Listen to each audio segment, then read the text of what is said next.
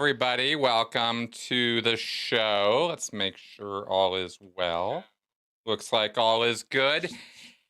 Hey, everybody. Welcome to Critical Conversations for the 30th of September. Yeah, 30th of September, 2020. And we have some interesting things to talk about tonight. Now, as you see, I am here alone, and it does not bring me joy to not bring you Melissa, my beautiful wife, who is absent tonight with me. She is not here. I, unfortunately, not me, sorry. One of the unfortunate side effects or consequences of having an autoimmune disorder like diabetes, which my wife has, she's type 1, not type 2, she is type 1. And she's had this problem since she was a little kid. And it opens her body up to other illnesses.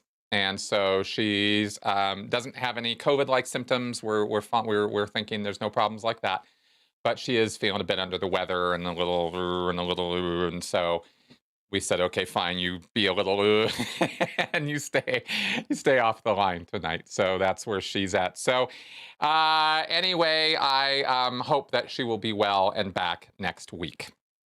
But we do have 7 right there. Our 7 cam is active this week, and there he is, kicking it on my scanner box, is what he does there. He sits by the window there all the time and loves to sometimes poke his head between the slats, which is kind of cute. But yeah, so let's come back.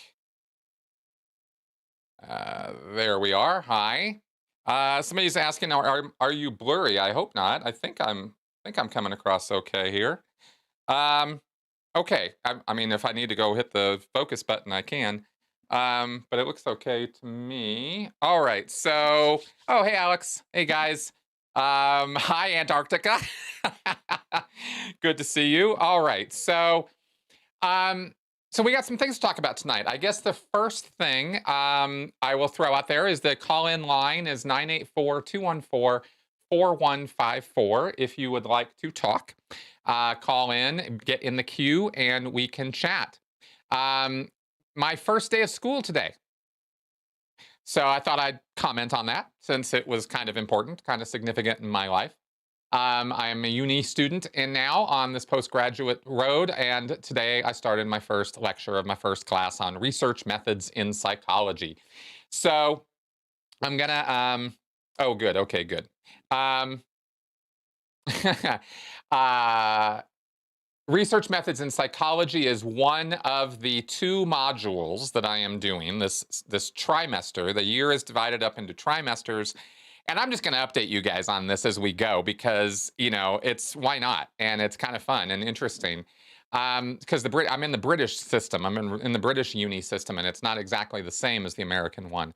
So trimesters, so there's 3 of those. This first one will end January 21st of next year when I have to submit a research proposal, which is the sort of the end product of this class, is learning how to write a research proposal, not the actual dissertation or research project, but just the proposal of doing it. And that requires a lot of academic study and contextualizing what you're trying to do and exactly the question you're trying to answer and how you're going to go about your research. And I was a little overwhelmed this morning. I was like, whoa, especially because there are statistics involved in this. We're going to be talking about some statistics in the first couple lectures, and I know more about these headphones than I know about statistics. I don't know anything about stats. I know about Scientology statistics. I can talk to you about that all day long. But as far as actual math of statistics, And hopefully I won't have to get too deep into that. I got my yeah, a term in England. Okay, cool. A term. Cool. I will try to keep that in mind. I'm trying to get all the terminology here of all of this. And hopefully I won't have to get too much into the weeds on the stat stuff. I got Statistics for Dummies today and actually started reading it. And I realized that really the progress of this thing is going to be me doing a lot of reading over this next year. And I have really only been focusing a lot of my reading efforts on stuff I've been doing for my channel. So it's going to be that's the additional load that's really going to weigh a lot, I think, is going to be that coursework and reading. So anyway, that's what's happening. Tomorrow is the first class or first lecture on coercive control on that module. So I've got these two modules or classes, one on this research methods in psychology and the other one on the coercive control. And after this first term is done, the second trimester, second term will be two classes, two modules on coercive control. So I'll have another load there, but it'll be more in my bailiwick of what I'm really doing this class for. And then the third trimester or third term is going to be the dissertation. So that's the layout of that. So this should be pretty interesting. And like I said, when I started this thing and announced it, I am looking forward to learning stuff and passing it on to you guys as I learn it. And so far already I'm getting in this academic frame of mind, which is a very different frame of mind from your usual YouTuber, critic, pontificator, pundit, commentator. It's a very different headspace because you are thinking in different ways. You want to be more precise with your language. You want to be more exact about the referencing and the sources you're citing and stuff like that. So I've got to really, kind of get my brain into this way of thinking over this next year of being more precise. And I hope that also will bleed over into better content for you guys or better questions when I'm doing interviews and stuff as I get more into that headspace. I hope that that's a side effect of this whole thing is better content for you guys. So yeah, coercive control. All right. So tonight, I was really hoping to do this with Melissa here, but it's just going to be us, us chickens here. The people of praise, yes, say that their practices of using manipulation tactics to subjugate women was in their past and are no longer followed. Do you believe them? That is the question, isn't it? So there's a lot to say on this one, okay? But let me go straight to, well, let's see. Should I go straight to the spoiler? I don't know. I've been the last couple hours, I've been all over this thing. I've been reading as much as I can find about the people of praise, charismatic Christianity, Pentecostals, Catholics, and how it is that you can have Catholics who believe in baptism and speaking in tongues and other Pentecostal stuff. How does this work? What's this charismatic Christianity all about? The Jesus people. I mean, there's a lot of, I got inundated with a lot of terminology because I'm not really super up and familiar with the deep history and of all the different denominations and groups and subgroups of the Christian church or Christian faith. Man, yeah, I'll get to this. So the question, of course, is, is this SCOTUS nominee a cultist? That's the question I posed here tonight, right? Is let's talk about this. And I thought, well, I'm in an interesting headspace on this one because after doing the deep dive, after going down the rabbit hole a bit on the people of praise, which is an interesting group because it's not as an individual group as such. It's an interesting setup. And going through the leadership structure, exactly. Kevin says here, the leadership structure reminds me of the JW governing body. I was literally just about to say that. That's exactly right. It is all men, like the Mormons or the Catholics. The men are the ones in charge. Well, of course, these guys are Catholics, so men are in charge, and men hold the spiritual life of the home. The men are the spiritual advisors to their wives. And this group does practice where they assign a guide or a spiritual guide who has sometimes also given life direction. I don't know if this is to a degree of life coaching or if it's just sort of, shooting the shit every now and again or bouncing ideas off one another. There's a lot of different ways people act toward one another. And so when I look at a group and I start trying to figure out, am I looking at a destructive cult or not? I have to look at the belief set as to how that informs behavior. But what I'm really, really looking for is the behavior. Is not I'm not looking for crazy beliefs and going, oh, well, they're a cult. Because there isn't any group in the world that doesn't have beliefs that somebody else isn't going to call crazy. So crazy ain't that's a completely arbitrary. Their beliefs are nuts. It's absolutely crazy that anybody could possibly believe that that's reality. I mean, guys, let's have a little more tolerance because there are a lot of views of reality out there. It's my little soapbox message on that. But I am looking at behavior. I'm looking at rule sets. I'm looking at abuse. I'm looking at trauma. I'm looking at ex-members and what they have to say about it. And there's not a lot of ex-members speaking up about this group, which is kind of interesting. And you can infer or assume a few things from that. But for me, I go in the direction of thinking, well, if it doesn't exist, I'm not going to assume that it does. I need evidence. I need to see something that shows me this. I'm not going to sort of sit here and make some claim that, oh, yeah, absolutely, they're abusive. I got to see evidence of that. So, yeah, like the kids, right? Yes, Christians are judgmental. Yes, they have a lot of kids. Yes, they believe there's the quiverful movement. I mean, there's a lot of stuff there.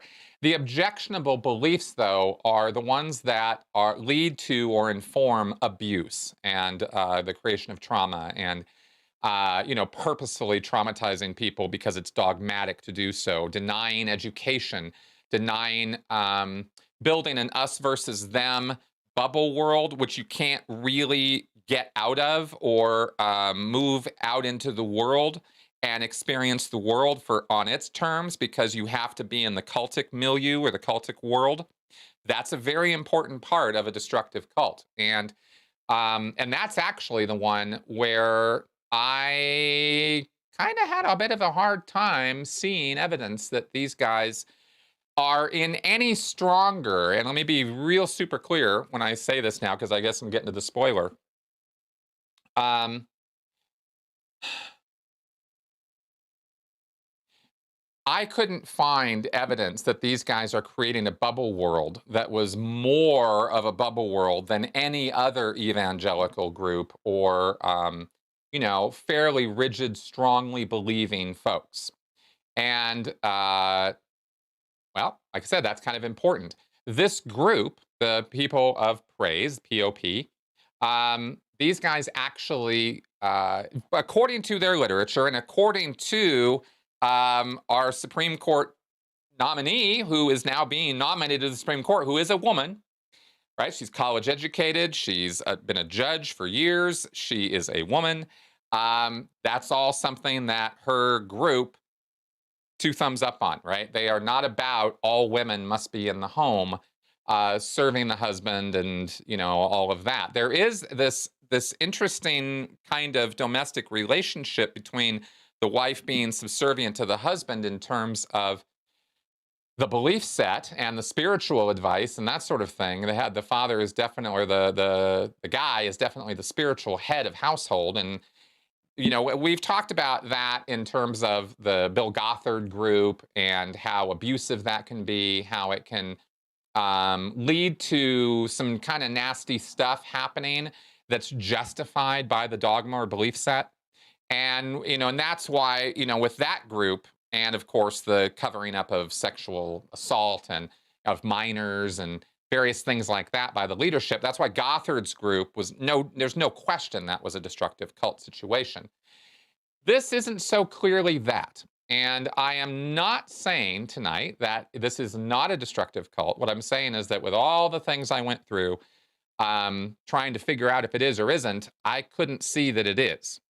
So I'm going to have to sit here and say from my expertise on this, right, that I would need to see more information.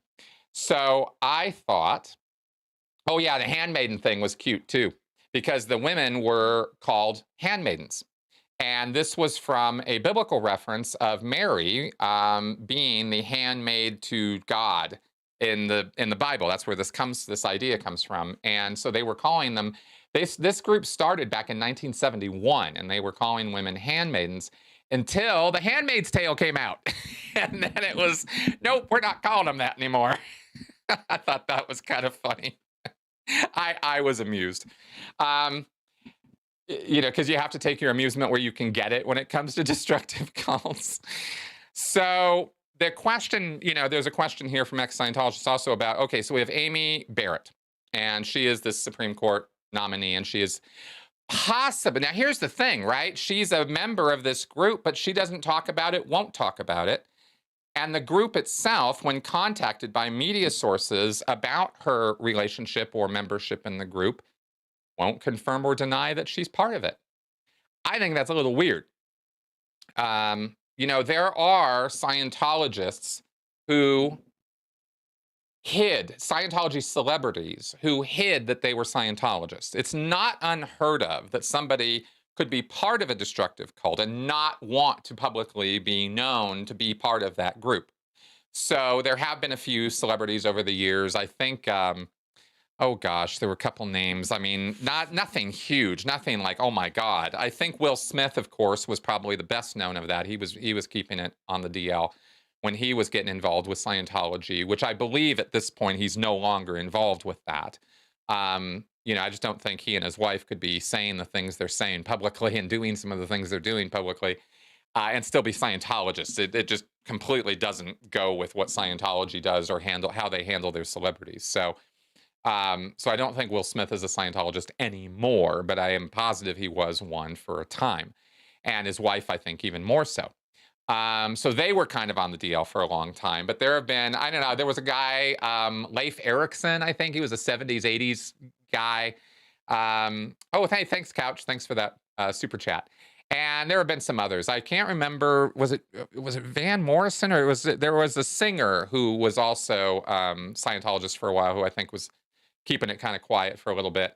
Anyway, she might be like one of these people who just doesn't want to get into it, but that doesn't make any sense because she's known publicly for speaking at a women's leadership coalition or something, or women's seminars affiliated with this group. So why the quiet? Why not talk about this? And it's being put up, of course, by the Republicans that no question shall be allowed on the subject of her Catholicism. And that's how they have decided to position this whole thing, is she's Catholic like every other Catholic, because Catholics, of course, are very acceptable, I guess, despite, except for the, whole pedophile thing. So at least people feel like they understand what the Catholic belief set is. I think that's where that comes from. Oh, Edgar Winter. Yeah, Edgar Winter. I forgot about him, actually. He wasn't the one I was thinking of. It was an earlier one, but yeah, that's Edgar Winter. Okay, so where to go with this, right? Is she a cult member? Is she not a cult member? It's a little hard to tell. We need to interrogate her about it, and apparently we can't. And that's where I had to have a bit of a problem with this process as it's rolling out, is it appears that this is going to be all put under the banner of religious persecution. And if you ask her anything about it, you are persecuting her and you're calling her religion into question. And how dare you? And, I don't think we need to be a bunch of sensitive snowflakes about somebody's religion, especially if they're a part of a group that could be considered controversial in some circles. Controversial for sure. Destructive? I don't see destructive, but certainly I have questions. And the dogma of this group, the belief set of this group, very much opens the door to domestic abuse of women, of children, as it did in the Gothard group and other Pentecostal, charismatic Christian, evangelical denominations. I mean, we see kids being abused. We see wives being abused.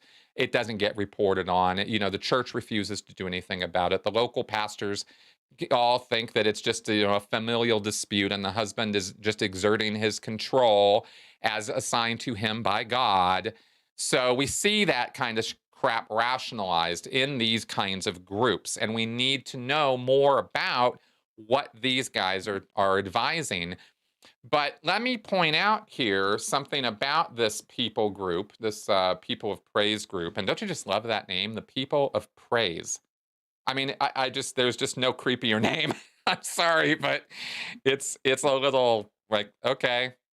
Obviously, people who are you know, I did note that I don't know if this really means anything, but just my own thinking on this is I saw this picture of Amy, um, and uh, her eyes reminded me of Michelle Bachmann's eyes. And if you don't know who Michelle Bachmann is, look her up. She was a Minnesota politician, and she was a little right of nuts. It's in the eyes a little bit, you know. I don't mean to be like all like ooh, but it's just I just noticed that when I saw her picture. Now, an important thing about evaluating people of praise also is the insular nature of a destructive cult does not allow for a lot of easy transgress or communication with groups outside. There's not a lot of cooperation. Scientology, for example, makes efforts at interfaith conference coordination and working with other religions, but only on a PR level. They're really not interested in working with any other groups. Not really. People of Praise are a network of ecumenical Christian intentional communities. There's some of the language of this. Now, ecumenical means is the concept and principle in which Christians belonging to different Christian denominations work together to develop closer relationships among their churches and promote Christian unity. Now, that is the exact opposite of what a destructive cult will be. So that's kind of an important point right there. These guys are not just a single group that live in a single house or a single community. There are a number of people from a number of different denominations joining up into this group and becoming part of it while still being parts of their other regular churches. So that's, you know, that kind of ability to, that kind of open membrane, so to speak, the ability to travel back and forth, in and out, that's exactly the opposite of what a destructive cult is. Destructive cults are all about owning you, about possessing you, about having you as their member. First and foremost, and most importantly, your top priority in your life must be this, and nothing else can be allowed to have as much value or equal value to this group and your dedication to it, or this relationship and your dedication to it. It becomes all-consuming. These guys are very fervent believers. These guys are all in on a deep level of Christian belief that involves speaking in tongues and a lot of other nonsense. And it is nonsense. I don't agree with or think any of it makes any sense. And I've already made my views about organized religion pretty clear. But destructive cult, you know, if I have to go there, then I have to start going there with a lot of other groups, and then it becomes based on belief, not action, and then it just becomes very, very a mess. Let's just say that. So I want to stick with my characteristics on this thing. Yeah, People of Praise have a branch in Colorado Springs. I also understand that they have scrubbed their website of all references to Amy Barrett that used to be there. I could see that. I could see that. There's clearly some kind of, you know, I mean, I don't know if that's true for sure, but, you know, if it is, it wouldn't surprise me. There's definitely some kind of effort to put a little cushion or distance there. Cat's out of the bag. So if these guys are trying to cover something up, it's going to come out, and they really should. Because I can only say right now, as I'm talking to you, I can only use the information that's available to us right now. It is entirely possible that in a couple days or a week, somebody will be digging so hard into this that they will find some ex-member who's been hiding out, freaked out, completely scared, or better than one, hopefully a group of people, you know, hopefully in different places who have not met one another, who can speak to, you know, if there is an abusive underlayer to this. And there very well could be. And I haven't canceled the idea that there couldn't be something sinister going on here. But organizationally is different from one or two or three or even 10 bad apples in the mix. You can get abusive husbands, abusive spouses, abusive pastors, or individuals who like to take their, whet their appetite on the people who view them as authority figures. You get that going on all the time. Just because one or two instances of that happen, or in the case of a group as large as the Catholics, even 100 or 200 or 300 instances of that happen, you're still not necessarily looking at, a destructive cult as such, right? Even if it does, and I will definitely acknowledge that the Catholic Church has pushed its limits with me on that particular question many times because of the pedophilia and the organizational cover-up of it. I didn't find any evidence that the people of praise have ever organizationally covered up anything.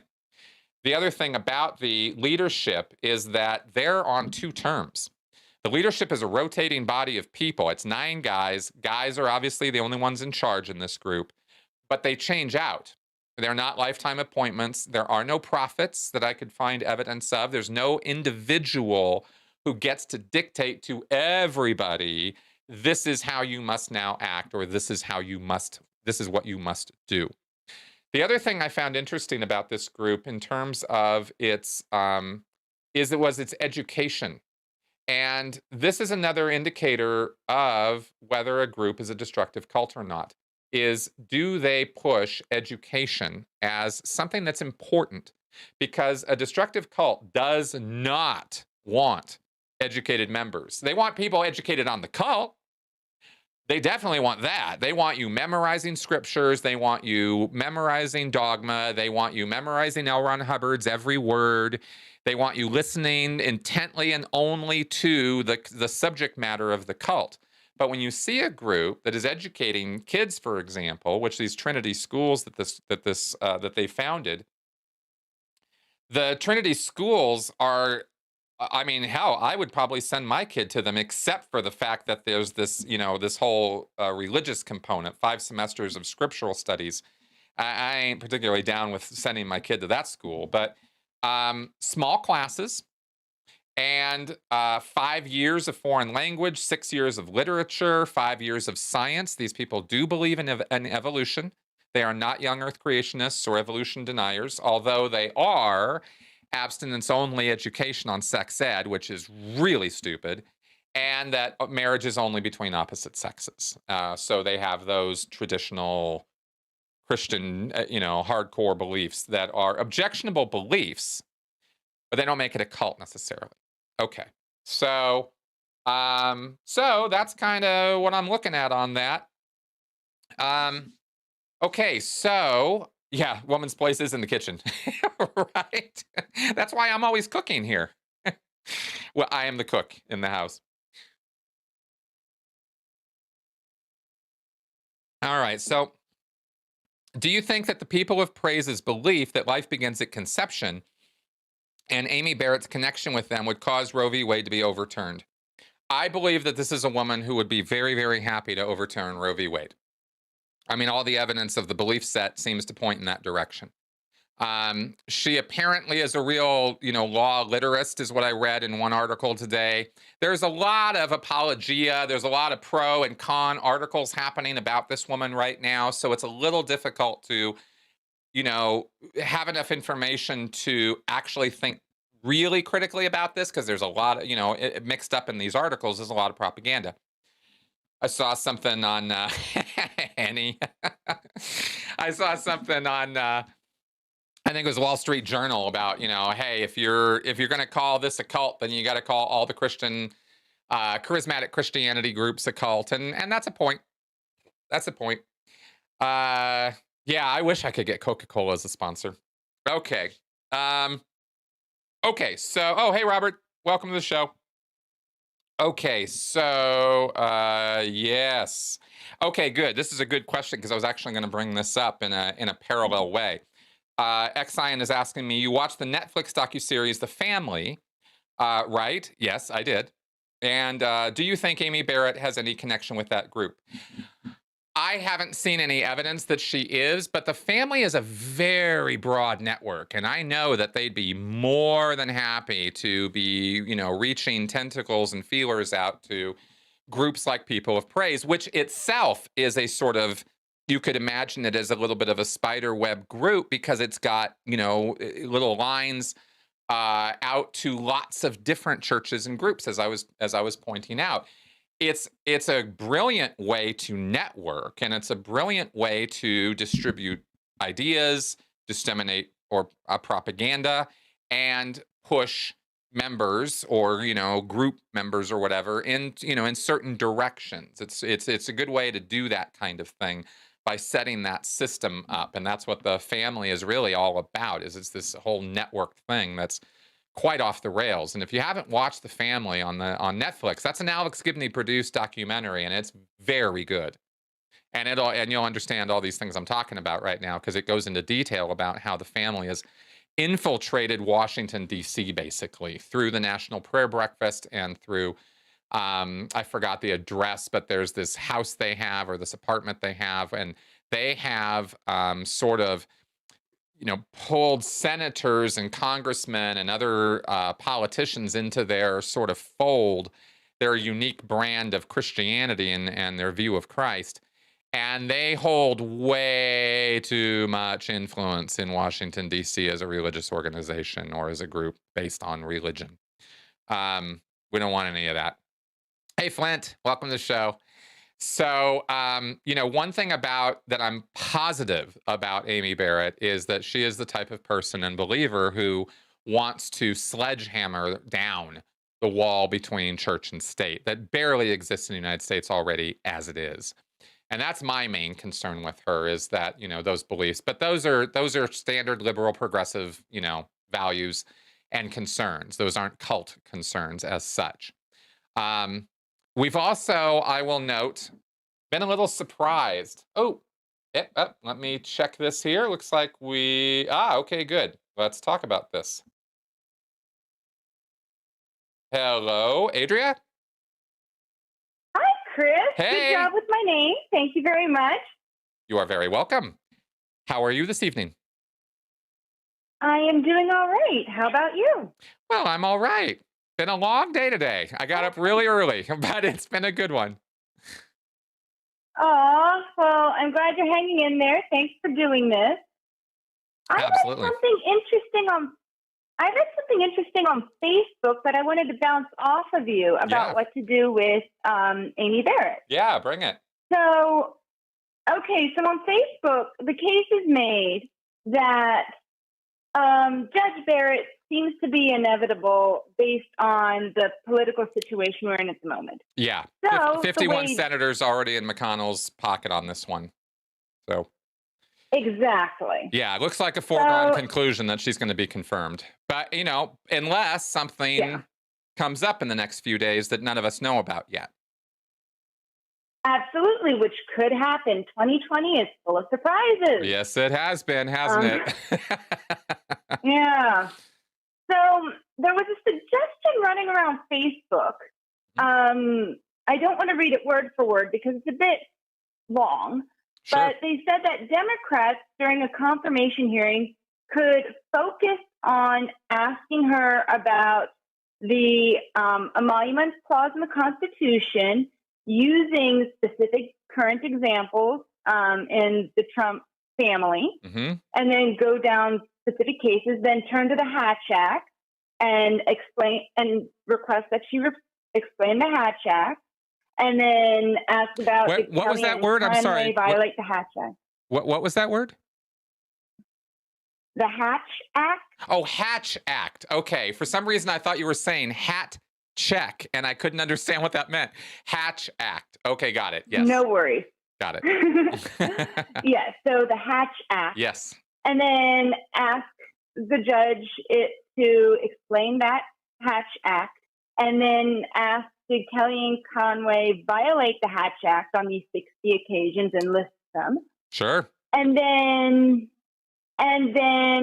turn to congressional oversight, explain the duties of Congress according to the Constitution to oversee the executive branch, and have her give a law lesson during her confirmation process to everybody about how Trump is violating the law.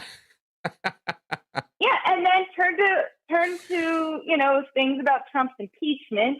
Read the transcript of Trump's phone call. Would you describe this as a perfect phone call? It lays out all these steps that could be done. Sorry, not could be due. Yeah, that could be done during her confirmation hearing that could theoretically help Congress, help the American people, really spell this out. It's certainly an approach, whether the Dems do that or take some other approach. I mean, they're obviously working on this right now, trying to figure out what approach should they take, how should they deal with this, what questions should they ask. They have not impressed me a whole lot, the Dems, and how they do this stuff. They haven't impressed me either. No, it's not been good. So I like what you're saying or suggesting or reading there from Facebook. I think I think that could be a fruitful line of inquiry if it's if the GOP guys obviously don't, they would obviously be trying to sabotage that line, every one of those lines of inquiry. But sure, I think that's sounds like a good idea to me. There might be other strategies I'm not thinking of right now. It would be interesting to ask her views on some things as well, not in regards to specific case law, but like abortion and stuff like that. So let's get it all really out there on the table. You know what I mean? Like, what are you looking at on this? Let's be specific. Exactly. How do you, and the actual question even shouldn't necessarily be, what do you think about abortion? It's how do you, like look at her past in terms of any connection with any kind of thing connected to that law, those laws. How do you interpret these laws? How do you see this law? What is your opinion of Roe v. Wade as a judge? Legally, not personally, right? Yes. Legally, not personally. Absolutely. Yeah. So if they took that approach, that could be interesting because they won't be allowed to ask her about her religion. And I think that's a shame, because with somebody with such a deeply held belief set as she obviously does or could with this People of Praise group and any charismatic Christian group. I mean, these are the hardcore guys. And it's not fringe. Let's be clear about something about this too. She's not fringe. There are millions of these folks who are not people of praise, but charismatic Christians. Right. So technically, I myself identify as a charismatic Christian, but I don't identify as evangelical. I don't identify as a lot of other things. Yep. And the way I practice my belief set is very personal and private. And if people have questions about it, I'm happy to answer. But as you know, I'm not forcing my thought on that on anyone else. Exactly. And I don't see this group doing that either. They proselytize, but I don't see them out, knocking down doors or stalking. I've read one instance or one example of shunning. That's one example isn't enough. You know what I mean? We're going to need more than that. So it could be a particular family situation. Like, I'm anti-shunning. I'm anti all that high control group stuff. I'm against all that. Exactly. So I think that's a fruitful line of inquiry if the Dems choose to take it. They got to get her opinions on and ideas about the law out on the table on certain key issues, because people need to know where our head's at, on this stuff. I mean, Robert's in the comments saying you can't ask these questions, they won't answer these questions. I don't know. I think you can word these questions in such a way that they can answer them, especially if you're asking for legal interpretations from a judge. I can't imagine that that in a confirmation process, you couldn't ask a judge to the Supreme Court questions about their ideas on the law.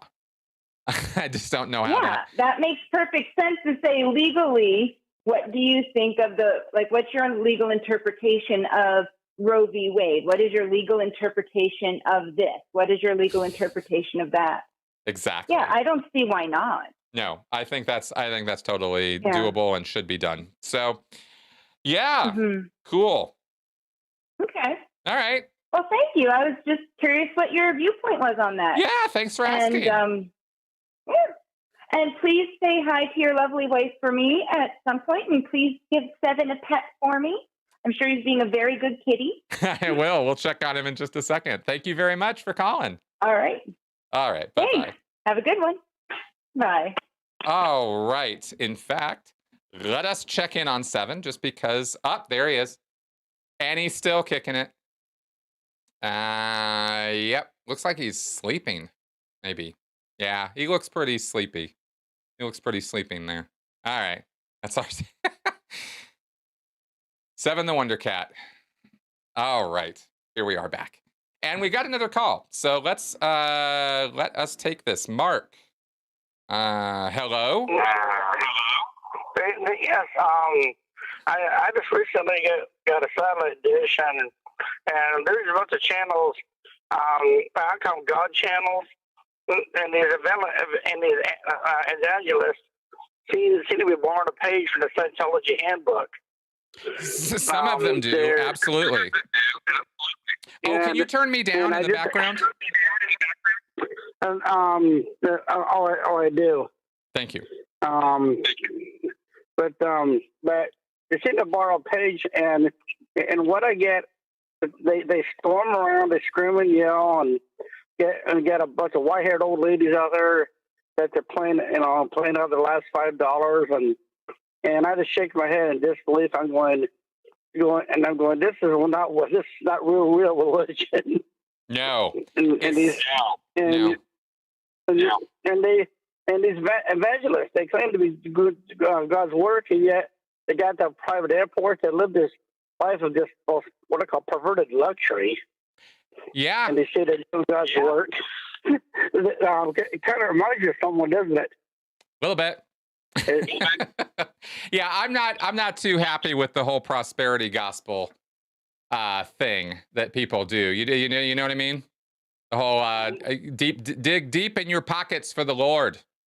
He needs your money. He wants your Benjamins.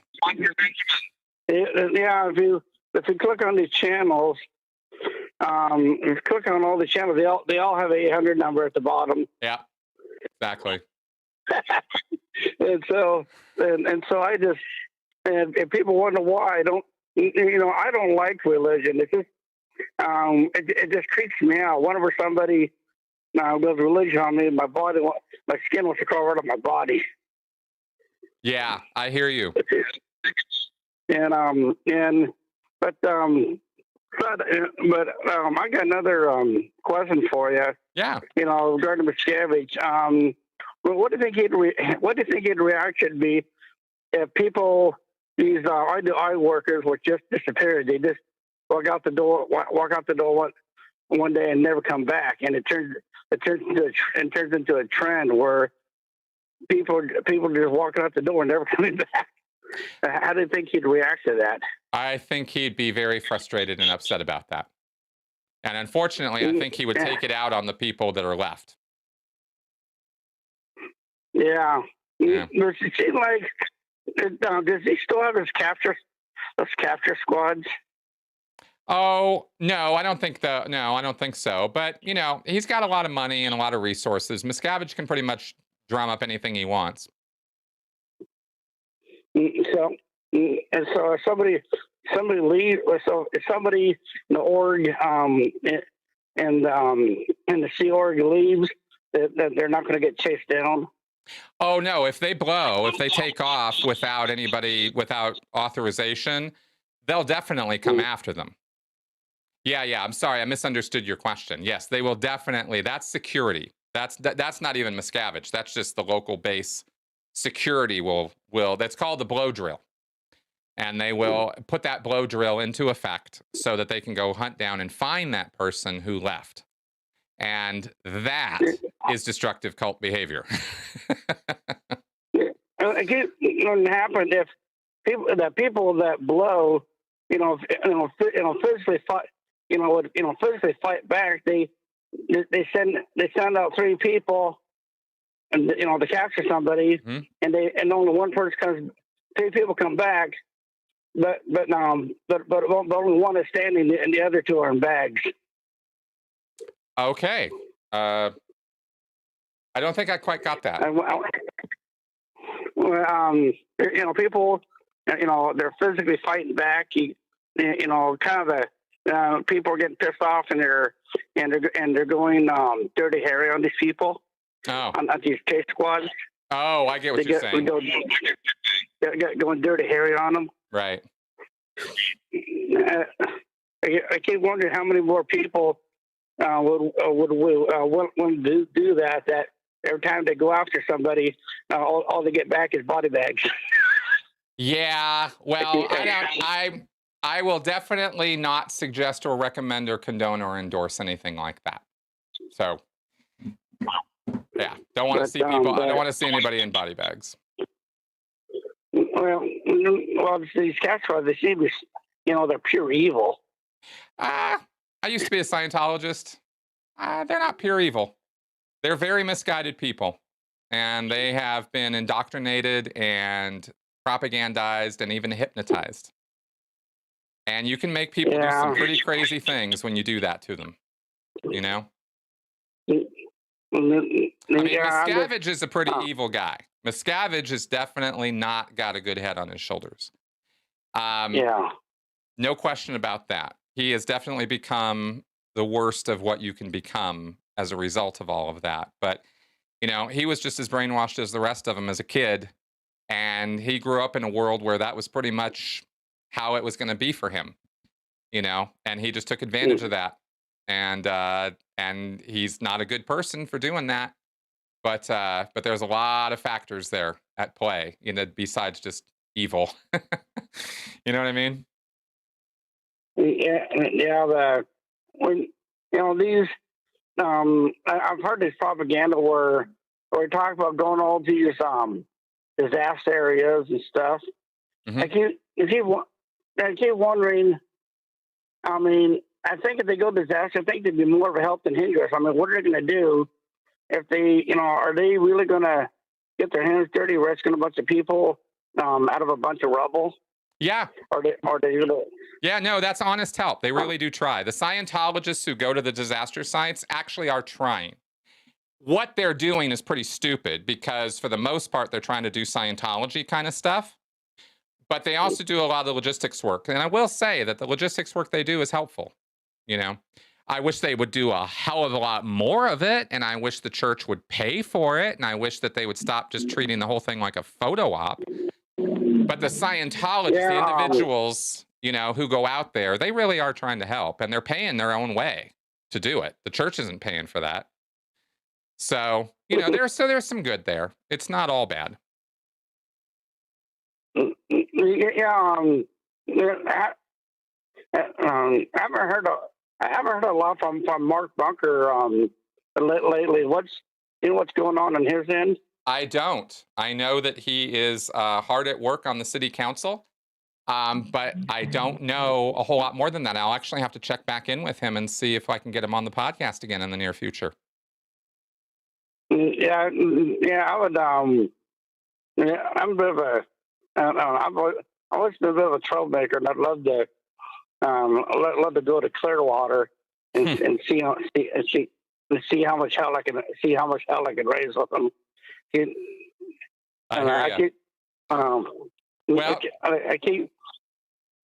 I'm gonna have to let you go in just a sec because I got another call coming in.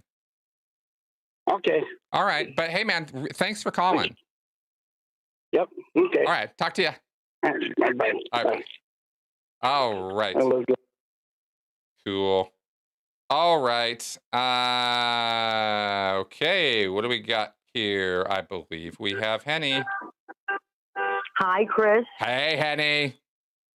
How are you tonight? I'm good. Thanks for calling in. How are you? I'm doing well.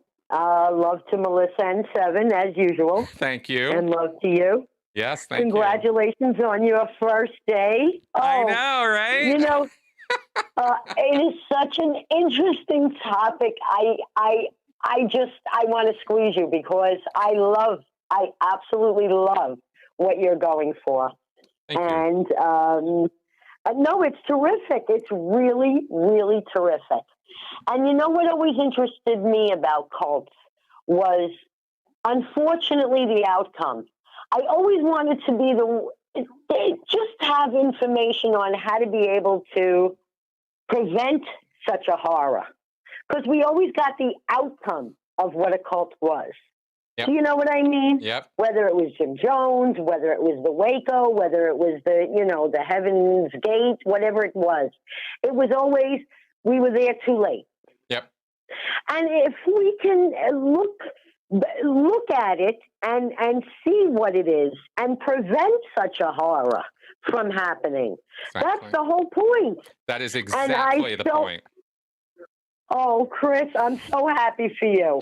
I didn't even know that there was such a topic, and I'm so glad that you have taken it up with your experience and that you can actually teach those of us who really don't know. And, we have some idea, but we don't have a clue what it is to help. You know what I mean? Yes, I do. And it's I thank you so much. I really thank you very much for saying that and for bringing that up, because it's a really important point. And we this is why I'm trying so hard to educate as many people as I can get here to listen. It's like this stuff pervades our life, and if we can prevent a disaster, I'd rather have the lack of press about my work because you're preventing disasters. Exactly. So yeah. Thank you. No, it's. I don't know. I can't even express the importance of such a topic, and one that is so pervasive within our society. Yeah. Hats off to you, and I'm so I just appreciate you, and I wish you success, and I want to learn from your success as well. You will. Thank you, Henny. I'm so glad. What else did I'm trying to think. What else? Oh, I don't know if you read any of my things, but that I texted to you. But I saw the thing about the Surgeon General. Yes. Yeah. That was I didn't know that. Yes, absolutely. Off the rails. But I could see he serves at the pleasure of the president, right? And Reagan was just such an uptight, he was awful. And he was just he was just such a yes man to the whole religious. Oh, totally. He should never have been president. Totally unqualified. Unqualified. Yeah. Someone asked me, well, not asked me, but, screamed at me for being a Democrat, which I am anyway, but that's beside the point. Yeah. I said I believed in democracy. And, I get this blank look, okay? And so I said, listen, let me try to explain it to you the way that I understand it. Many years ago, Chris, I don't want to go on long, but it's important, and I'm not going to go on long. It's okay. Many years ago, Trump ran under the Democratic Party. Okay? Yep. And yes, and a lot of people don't know that, and they should look it up and research, always research, and use critical thinking. I would like to just implore that very much. Yep. Now, I don't know that he was going against McCain, or even if it came to that, okay? I don't know. But McCain was a Republican, okay? Someone like me who believes in democracy would have voted for a McCain. Why? Because he was qualified. Correct. He knew what it was to deal with foreign policy. He knew what it was to be a leader. He knew what it was to gather people together to find out what it was that it was going to be. He didn't isolate himself, or do you understand? Absolutely. Absolutely. He climbed the ladder of politics the way you're supposed to. He started at the bottom. He moved up. He earned his way. Exactly. And I got a lot of things to say about the system and how it corrupts you. Yes. But yes, it's kind of a basic to this system that you should come up in it. We got to get rid of the corruption. But the Yes. bad part about, you know, somebody moving up the line is not that they moved up the line. That's how you want it to happen, Right. because you want them to understand how to compromise. You want them to understand how things actually get done, and that you want people who have a record of getting stuff done anyway. You know? Yes, and who know how to lead. Exactly. Who know what it Exactly. takes to lead our country. That's right. Okay? And whether I was a Democrat or a Republican didn't matter. I believed in democracy. There were many things that him and I disagreed on. But was he qualified? Extremely. Yep. And he would have had my vote. Well, in that case, he probably would have, probably wouldn't have had mine, but only because I was a Scientologist then. Okay. And well, I was not conservative. Now. Yeah, exactly. He would definitely. I actually, it's so funny you bring this up, because literally last night my wife brought up McCain. And did she? We're so connected. Yeah. We're so connected. Go ahead. And she basically was making the same point. She didn't talk about against Trump, but she was making the point that there are Republicans, there are moderate Republicans especially, who you could get behind, who you could say, okay, if it was an off the rails Democrat and this guy, McCain, let's say, okay, I could go in that direction, you know? That's absolutely. You want people who are qualified. That's right. Someone like a Lindsey Graham who says, use my words, use my words. I'd like to slap him in his face with his own words. Exactly. Okay? Because he don't remember them. And let me tell you something. The only thing we have to stand on is our word. That's right. Okay? And if you can't stand on your word, then you are not qualified for any position. Not a McDonald's position, in my opinion. I agree. You stand on your laurels. You stand on your laurels. And that's how I feel. Thanks, Henny. Okay, Chris. Thanks wonderful talking to you. Yeah, okay. You too. Talk to Love you. Bye-bye. Talk to you soon. Bye. All right. I do love it when Henny calls. All right, guys. So those were our calls tonight.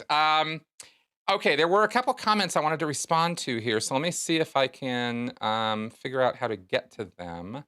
Okay, good. Yeah, I can go up here. You guys called me out a couple times here. There was a Flint question, and it was unrelated, but if you could end COVID, I like this question, Flint, so I'm gonna take this one up.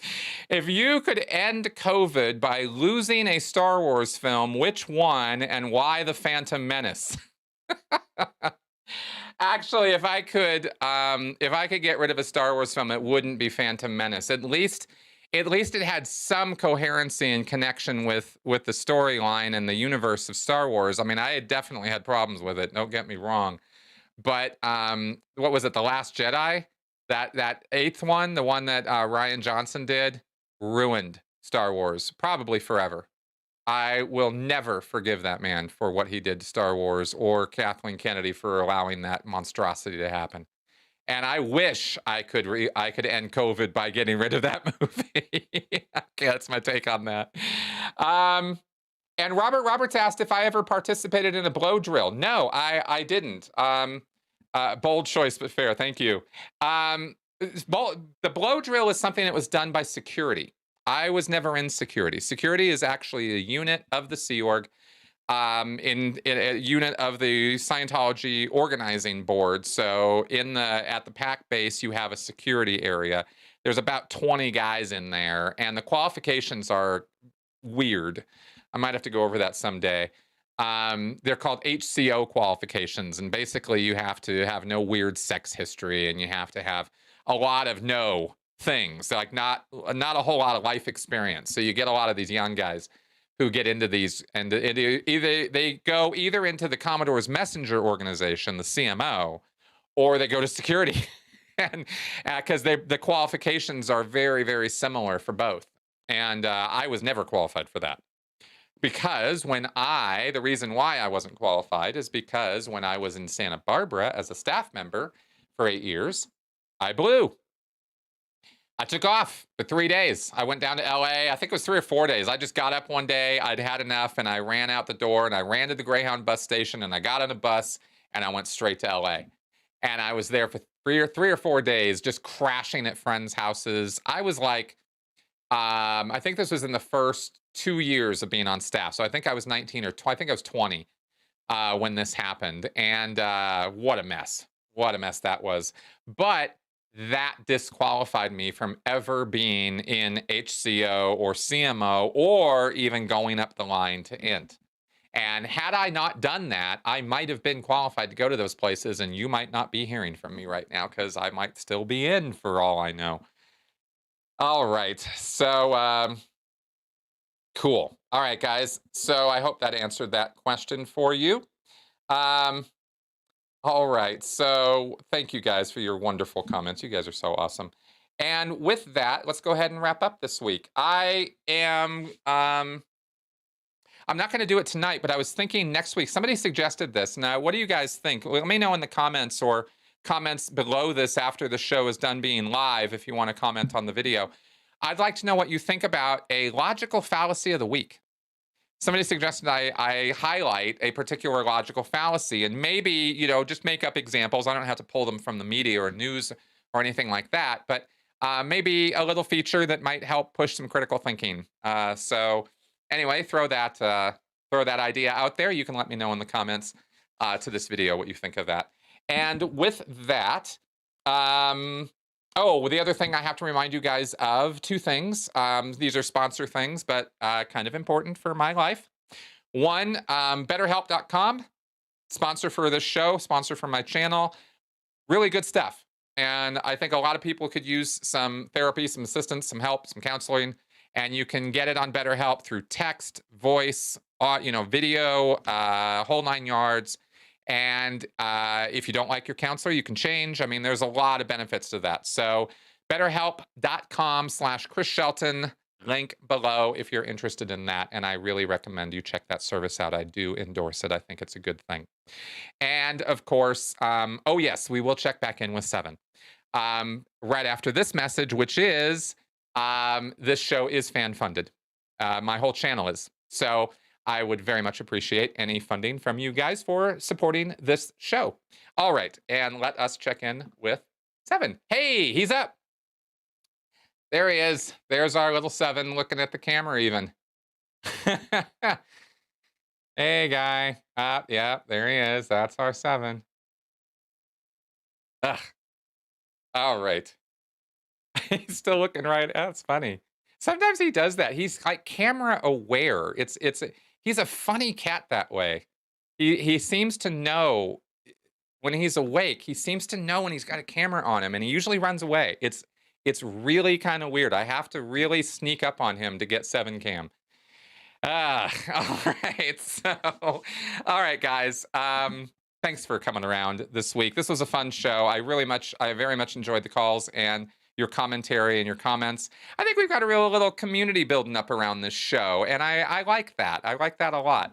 I guess my last thing out here is please share my show and my channel out there. I want to build this up, and I want more people listening because I want to get the word out about cults and about other stuff. And I also want more variety and more input from people on the show because it is a call-in show. It's meant for me to talk to you guys. So, all right, guys, let's go ahead and wrap up.